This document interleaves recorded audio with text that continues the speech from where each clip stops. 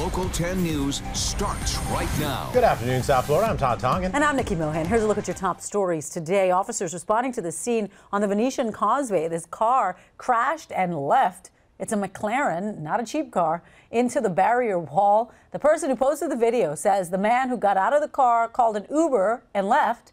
The driver has not been located just yet, and as you can see, they're investigating the cause of the crash. 3 South Florida congresswomen saying that the Trump administration is denying them entry inside of a homestead shelter for migrant children. That's despite a new law that grants congressional access.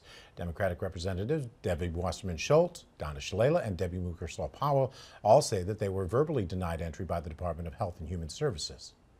A vigil held for the grandmother who was killed in a dispute over her dog.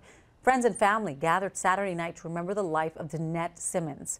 Her family says when a neighbor came to return the lost dog late Thursday night, 2 strangers showed up claiming the pet was theirs. A fight ensued and then shots were fired. Investigators are still looking for those killers. Listen to Local 10's podcast, The Florida Files, wherever you are, whenever you want. Just say, Alexa, play the Florida Files podcast. Getting the latest episode of Florida Files. Here it is from TuneIn. Previously on the Florida Files. Or just ask Siri, I want to hear the latest Florida Files podcast. Here's the newest episode of the Florida Files. Get the Florida Files on Alexa, Google Home, or Apple devices just by saying, play the Florida Files podcast. The Florida Files from the one and only Local 10.